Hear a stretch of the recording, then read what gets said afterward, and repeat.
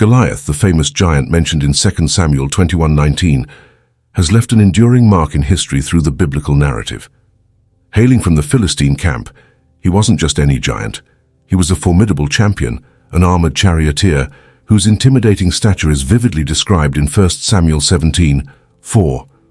Now, I know we don't throw around terms like cubits and spans in our everyday conversations. Let's break it down. Goliath stood at a staggering 9 feet, 9 inches tall, and with arms raised, he cast an even more imposing figure. It wasn't just his height that made Goliath stand out. Picture this: a bronze helmet gracing his head, a coat of scale armor weighing a whopping 5,000 shekels, bronze greaves on his legs, and a bronze javelin slung across his back. His spear, likened to a weaver's rod, had an iron point weighing 600 shekels. And if that wasn't enough, he had a shield bearer preceding him into battle, 1 Samuel 17:5-7 NIV. Now let's talk about his attire, what we'd call a mail coat. The Philistines weren't messing around. They had a canvas-like undergarment adorned with overlapping bronze ringlets. This coat of mail, extending from shoulder to knee, served as formidable protection against enemy weapons. The weight? A hefty 5,000 shekels of bronze, equivalent to around 175 to 200 pounds in modern terms. And remember, that's just the coat of mail. But Goliath took it to another level. In addition to the mail coat, he sported a bronze helmet, bronze leggings, greaves safeguarding his shins, and a bronze javelin slung between his shoulders. The head of his spear alone tipped the scales at 600 shekels. Now that's not just a giant, that's a walking fortress armed to the teeth and ready for battle. Can you imagine facing off against this colossal figure on the battlefield? It's no wonder his story has captivated audiences for centuries. Goliath's arsenal didn't stop at his armor. He also had a shield carrier walking alongside him. The Hebrew term used here denotes the largest battle shield, equivalent to the size of an adult man. This shield wasn't just for show, it was a clear defense against incoming arrows. So imagine this giant, already clad in formidable body armor, marching forward with a companion wielding a man-sized shield for extra protection. It's an imposing sight, to say the least. Now picture the terror it would instill to face a giant of such proportions, guarded by layers of armor and a shield bearer. The odds were undeniably stacked against anyone daring enough to challenge him in battle. Moving on to Goliath's bold challenge, as documented in Samuel 17:8-9, he stood and shouted to the ranks of Israel, proposing a strategic approach common in Eastern civilizations, representative combat or one-on-one conflict. Goliath, representing the Philistine army, challenged Israel to send a champion to face him. The terms were clear. If Goliath won, Israel would become subjects to the Philistines and vice versa. This wasn't a one-time challenge. Goliath persisted for 40 days, issuing his call every morning and evening, 1 Samuel 17:16. For over a month, he flaunted his size and strength, making it clear that he believed himself to be the ultimate victor, the best in the field. Imagine the psychological impact of this relentless display on the Israelites, having to confront this colossal adversary day after day. Amid Goliath's persistent challenge, in the Judean mountains near Bethlehem, a young lad named David was tending to his father's sheep. Being too young to enlist in the army, David might have been oblivious to the ongoing conflict between the Israelites and the Philistines, possibly unaware of the formidable Goliath. His only connection to the military affair was the fact that 3 of his older brothers served in Saul's army. Meanwhile, David's father, Jesse, had concerns about his elder son's well-being.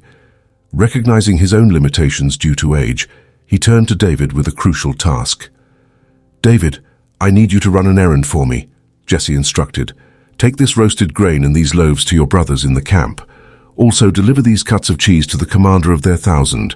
Check on your brothers' welfare and bring back news of them." 1 Samuel 17:17-18.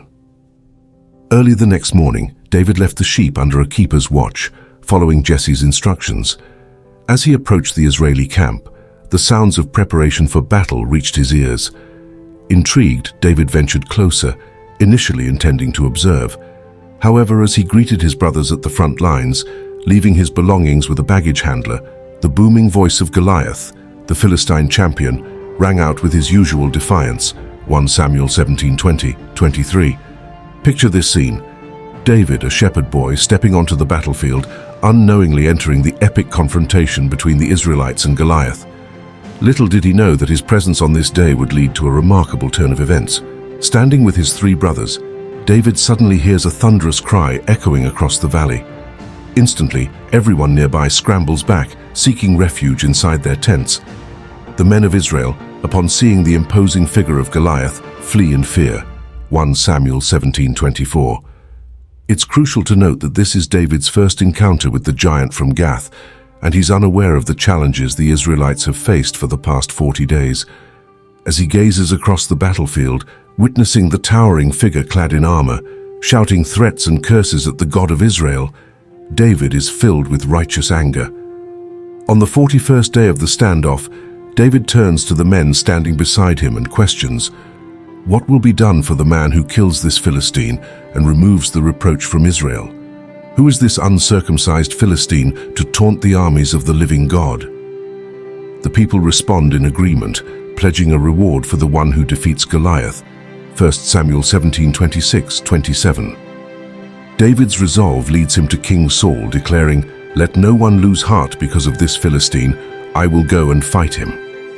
However, Saul, seeing only a young shepherd, dismisses David's proposal, insisting that Goliath is a seasoned warrior.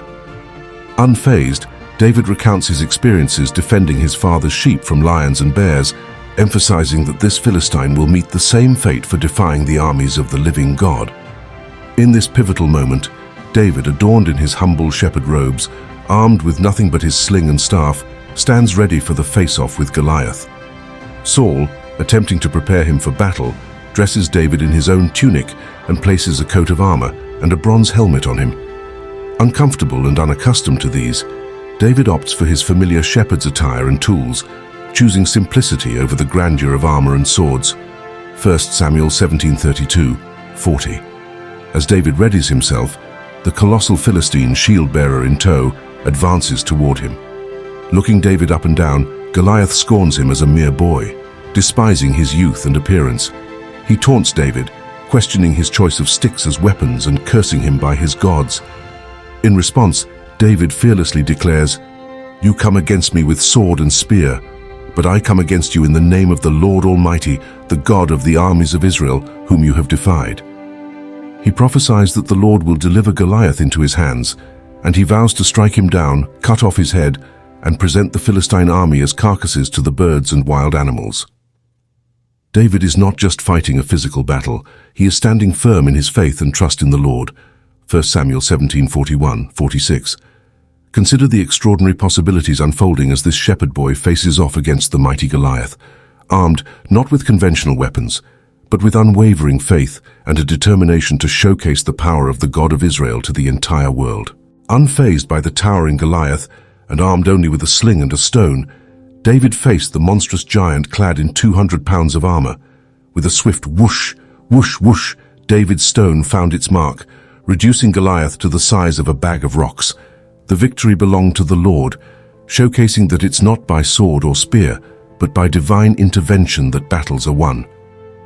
As the Philistine moved in for an attack, David sprinted towards the battle line, reaching into his bag and slinging a stone that struck Goliath on the forehead. The giant fell face down, defeated. Triumphantly, David stood over Goliath, seizing the Philistine's own sword.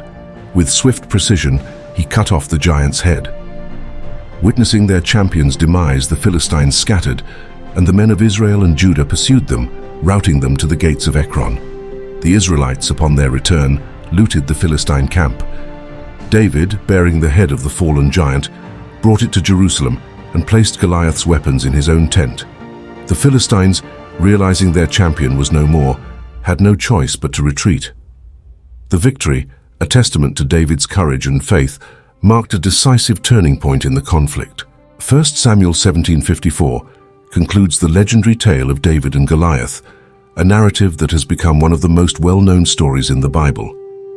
It serves as a powerful lesson in bravery, faith, and overcoming seemingly insurmountable challenges.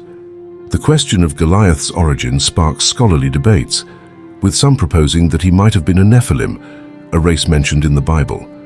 However, others argue that he could be a Rephate, considering the Nephilim were believed to be destroyed in Noah's flood. The Bible references the Nephilim nearly 20 times, with passages in Deuteronomy and Joshua mentioning them. The story of Og, king of Bashan, is often cited, describing his enormous bedstead made of iron. Additionally, some scholars suggest that the Philistines, to whom Goliath belonged, might have descended from the Anakim, further emphasizing Goliath's formidable status since Gath was an ancient Anakim stronghold. Scientists, considering Goliath's colossal figure, propose that he might have had familial acromegaly or giantism, suggesting an identifiable family tree with autosomal dominant inheritance. In biblical times, Goliath stood as a symbol of immense stature, and references to other giants are found in 2 Samuel 21:15, 22 and 1 Chronicles 20:4-8, expanding the narrative of these colossal figures in ancient times. 2 Samuel 21:15, 22 and 1 Chronicles 24:8 shed light on the relatives of Goliath in the Bible, detailing battles between the Philistines and Israel, led by David. In 2 Samuel, Ishbi-benob, one of the sons of the giant, confronted David. Armed with a spear weighing 300 shekels of brass, he intended to slay David. However, Abishai, son of Zeruiah, came to David's aid, defeating Ishbi-benob. This event led David's men to swear that David should no longer go out to battle, lest the light of Israel be extinguished. Other battles ensued, with Sibbecai and Elhanan among David's warriors, slaying giants born in Gath, relatives of Goliath. 1 Chronicles 24:8 continues the account, mentioning a war at Gaza with the Philistines. Sibbecai, again, was instrumental in defeating Sippai, a child of the giant. Another war led to Elhanan, son of Jair, slaying Lahmi, Goliath's brother. In summary, these passages highlight additional conflicts involving giants related to Goliath and their encounters with David and his warriors, emphasizing the ongoing struggles between the Philistines and Israel. In the continuing accounts of war at Gath, a giant with 24 fingers and toes, born of the giant, emerged as a formidable foe. This massive figure, also a son of the giant, met his end when he defied Israel, and Jonathan, son of Shimea and David's brother, slew him. These giants born in Gath, including Ishbi-benob, Saph, Lahmi, Goliath's brother, and the unnamed warrior with 6 fingers on each hand and 6 toes on each foot, 24 in total, all fell by the hand of David and his servants. Details about Ishbi-benob's bronze spearhead, weighing 300 shekels, 3.42 kilograms or 7.5 pounds, Saph's spear with a shaft like a weaver's rod, and the unnamed warrior with 6 fingers and toes, emphasized the extraordinary nature of these giants. The story of Goliath in the Bible serves as a powerful testament to God's mighty power and strength over his enemies, even in the face of overwhelming odds. It teaches us that similarly, when faced with giant problems and formidable enemies threatening our peace and livelihood, our Almighty Creator will protect and deliver us from all the challenges of life. The narrative becomes a source of inspiration and encouragement in times of adversity,